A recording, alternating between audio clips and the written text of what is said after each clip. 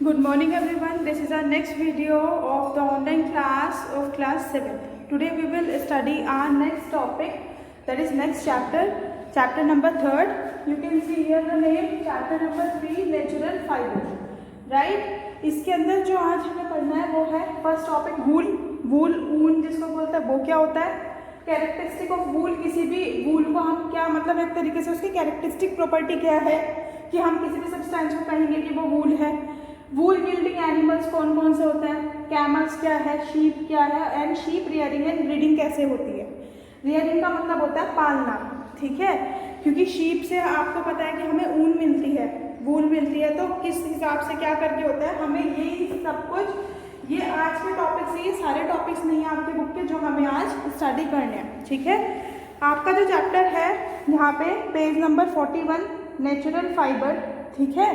इसके अंदर क्या है मैं अभी रीड करके थोड़ा सा बता रही हूँ आपको। इन्होंने बोला कि वूल क्या है। सबसे पहले आपका जो वूल है, वूल क्या है, wool is obtain from the fleece of the sheep and a goat. Wool कहाँ से निकाली जाती है, शीप और गॉट के जो फ्लीसेस होता है, हेयर लाइक स्ट्रक्चर होता है जो उसकी बॉडी के ऊपर प्रेजेंट होते हैं। आपको पता है शीप के जो बाल होते हैं उसको जब हम एक तरीके से जब उतार देते हैं तो वो किस फॉर्म में आता है, वो कॉटन की फॉर्म में होता है, ठीक है, जिससे अलग अलग फाइबर्स बनाए जाते हैं उसको यूज़ करके आगे, ठीक है। अब लेकिन ज़रूरी नहीं है कि शीप से ही हमें कॉटन मिलती हो, उसको कल्टीवेट भी किया जाता है, ठीक है, इंटरनेशनल लेवल के ऊपर। It is also obtain from the hair of the rabbit, camel और यॉर्क। अब ये कहा जाता है क्या सिर्फ और सिर्फ जो हमारे ये फ्लीसेस ऑफ द ये होता है वूल वगैरह होता है, ये क्या शीप और गॉट से ही मिलता है? नहीं, ये और एनिमल से भी मिलता है, लेकिन स्मॉल अमाउंट में। इन वाले एनिमल से हमें ये मिलते हैं लार्ज अमाउंट में, और जो दूसरे एनिमल होते हैं उनमें हमें क्या मिलता है, स्मॉल अमाउंट में, जैसे कि रैबिट, कैमल और यॉर्क, ठीक है, याक बोल सकते हैं इसको। द फ्लीस और hair that cover the animal's body trap in air and keep the animal warm. अब बोलता है कि जैसे एनिमल्स हैं वो कपड़े नहीं पहन सकते, मतलब कपड़े क्या, कपड़े वो एनिमल है तो कपड़े नहीं पहनते, और फिर भी उनको जैसे विंटर्स आती है, समर आती है, तो उनको क्या लगती है, उनको गर्मी, इनको इतनी ज़्यादा ठंड भी नहीं लगती। हमें लगता है ना कि ज़्यादा विंटर हो रही है और एनिमल्स तो ऐसे ही फिरते रहते हैं और उनको ठंड लगती, क्योंकि इनकी बॉडी के ऊपर फ्लफी से फ्लीसेस प्रेजेंट होते हैं, ठीक है। अब क्या है, जैसे हम ब्लैंकेट वगैरह लेते हैं अपनी सर्दी को थोड़ा कम करने के लिए, तो उसके अंदर एयर स्पेस प्रेजेंट होता है, वो एयर को अपने अंदर एक्यूमुलेट कर लेता है, इकट्ठा कर लेता है, जिसकी वजह से एयर हमारे तक नहीं आ पाती। ऐसे ही जो एनिमल्स हैं, एनिमल्स के ऊपर जो हेयर लाइक स्ट्रक्चर है, फ्लफीनेस जो प्रेजेंट होती है, उसके अंदर भी हेयर लाइक स्ट्रक्चर में एयर जो होता है वो ट्रैप हो जाती है, जिसकी वजह से एनिमल के इंटरनल ऑर्गन्स तक वो हवा नहीं पहुंच पाती और एनिमल सर्वाइव इजिली कर सकते हैं। बोल सकते हो एक थिक लेयर होती है, मोटी लेयर होती है, मोटी कवरिंग, राइट। अब बात आती है characteristic of the wool. Characteristic of wool आप यहाँ देख सकते हैं, ठीक है। देखो मैं इसको रीड करके बताती हूँ। फर्स्ट कैरेक्टरिस्टिक क्या है, wool fibres are complex animal protein. देखो जितने भी ये फाइबर्स होते हैं कॉम्प्लेक्स प्रोटीन के बने हुए होते हैं, जैसे हमारी बॉडी है वो भी प्रोटीन्स की बनी हुई होती है, ऐसे ही वूल फाइबर्स, जितने भी फाइबर्स हैं, फाइबर यानी कि आप पीस ऑफ क्लॉथ समझ सकते हो आप लोग, कॉम्प्लेक्स प्रोटीन के बने होते हैं। इफ अगर हम वूल के सैंपल को, जो ऊन का जो सैंपल होता है उसको हम बर्न करें, दे एमिट, वो निकालती है a strong smell of burning hair. जैसे हेयर जल जाते हैं ना, आपके बाल जल जाते हैं, तो उस तरह की एक तरीके से स्मेल आ जाती है। And wool is generally creamy white in colour. ये तो आप जान सकते हो ना कैरेक्टरिस्टिक, अगर आपके सामने वूल है तो कैसे दिखाई देती है, जनरली वाइट क्रीमी से कलर की, क्रीम कलर की दिखाई देती है। Next, wool has scale and it is crimpled because of which it has a greater bulk than other textile. इसके अंदर ज़्यादा बल्की सा अपीयरेंस होता है, एक तरीके से बहुत ज़्यादा फ्लफीनेस वाला अपीयरेंस रहता है।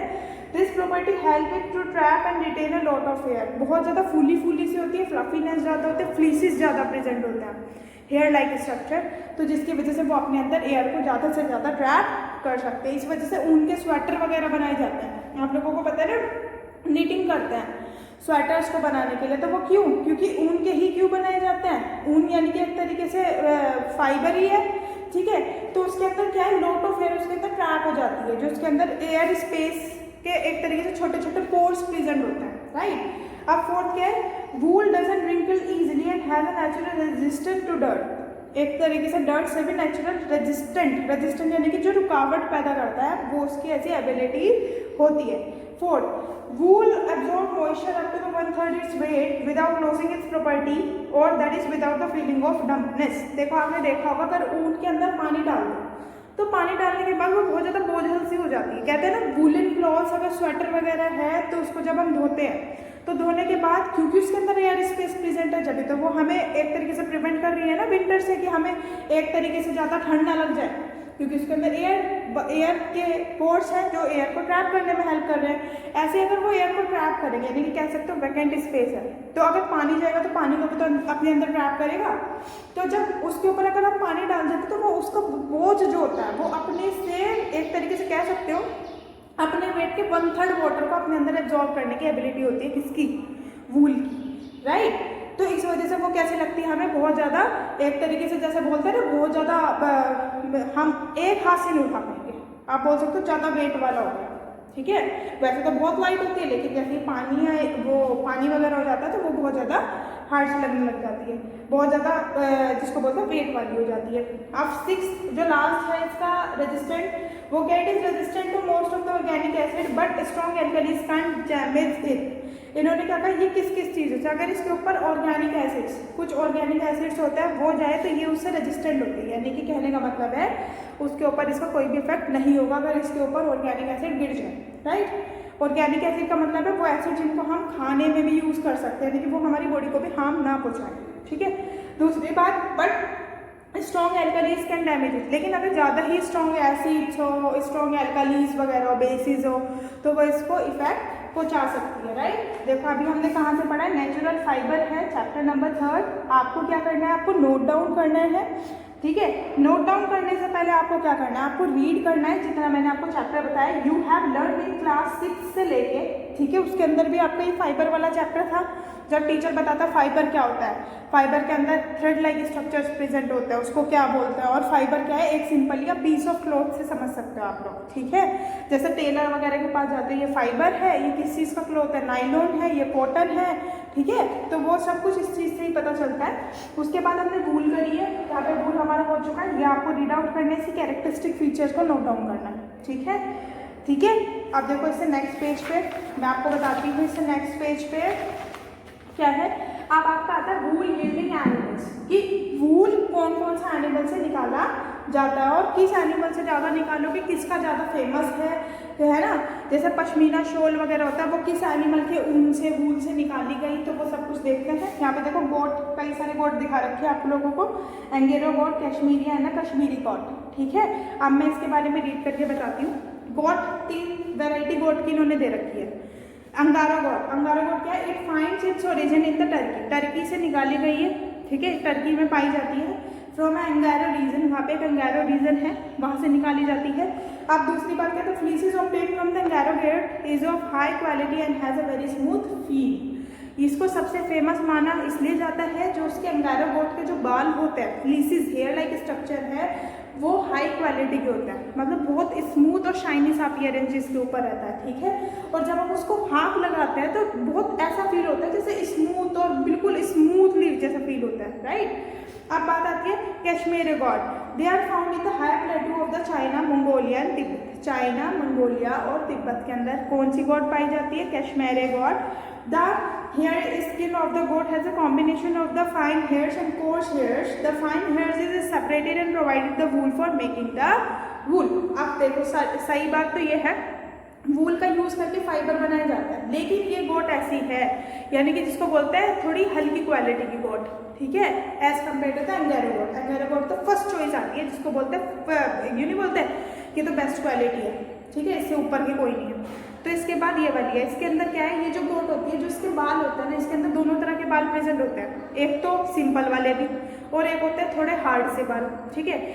अब याद रखना वूल बनाने के लिए हमें फाइबर के लिए हमें कैसे चाहिए, हमें जो बाल चाहिए वो स्मूथ चाहिए होता है, तो हमें इसके अंदर एक प्रोसीजर करना पड़ेगा सेपरेशन का, ठीक है ना। हमें बाल सेपरेट करने पड़ेंगे, स्मूथ वाले हमारे काम के हम ले लेंगे और हार्ड वाले को छोड़ देंगे, तो इसके एक एक्स्ट्रा प्रोसेस हुआ ना, तो इस वजह से इसको कम प्रेफर किया जाता है एज कम्पेयर टू द अंगेरो गोट। लेकिन अंगेरो गोट के बहुत महंगी होती है तो कई बार इसको भी यूज़ किया जा सकता है, राइट। कश्मीरी गोट, देखो ये कश्मीरी गोट ये दिखा रखी है आपको, ठीक है।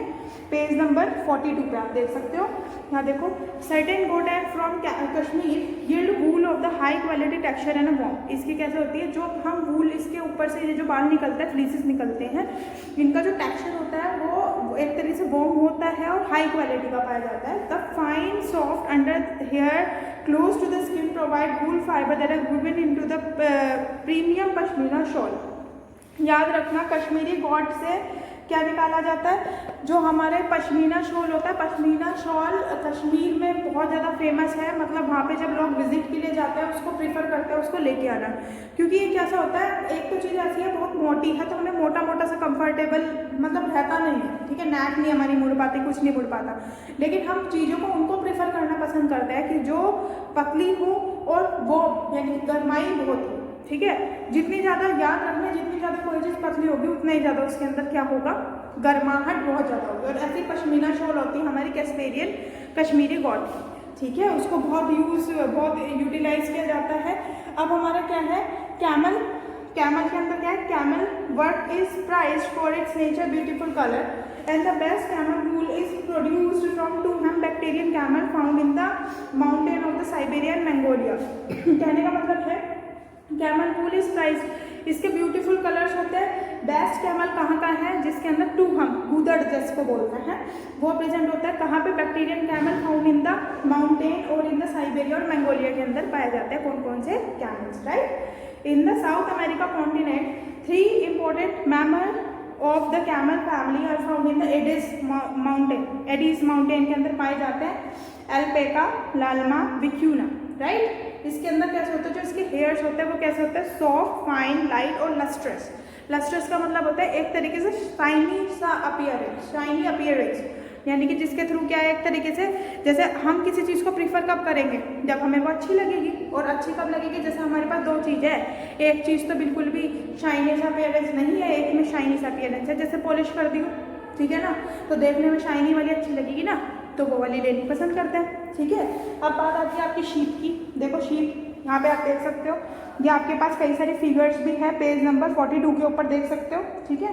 देखो sheep, bulk of the wool production world wide come from the sheep, more than 95%। Australia, China, New Zealand are the leading commercial producer of the wool, ठीक है, वूल के लीडिंग कमर्शियल प्रोड्यूसर हैं, यानी कि यहाँ पे सबसे ज़्यादा वूल शीप की बेची जाती है और इसके थ्रू फाइबर्स बनाए जाते हैं।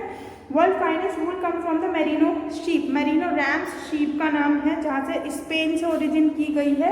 इसके शीप के जो वो होता है वूल होती है, बहुत ज़्यादा फेमस है, right. In Indian the sheep are rarely mainly in the hilly region of the Himalayan and the plains of the neighbouring state. Haryana, Punjab, Rajasthan है ना, गुजरात के अंदर पाई जाती है। अब बात आती है आपकी sheep rearing and breeding. Breed कैसे किया जाएगा, रेयरिंग उसके पालन पोषण का कैसे किया जाएगा। या देखो, India is predominantly an agricultural country where the domestication of the cattle plays an important role in the life of a farmer and affect the economy of the country. The important aspect of the sheep domestication is bringing up or raising.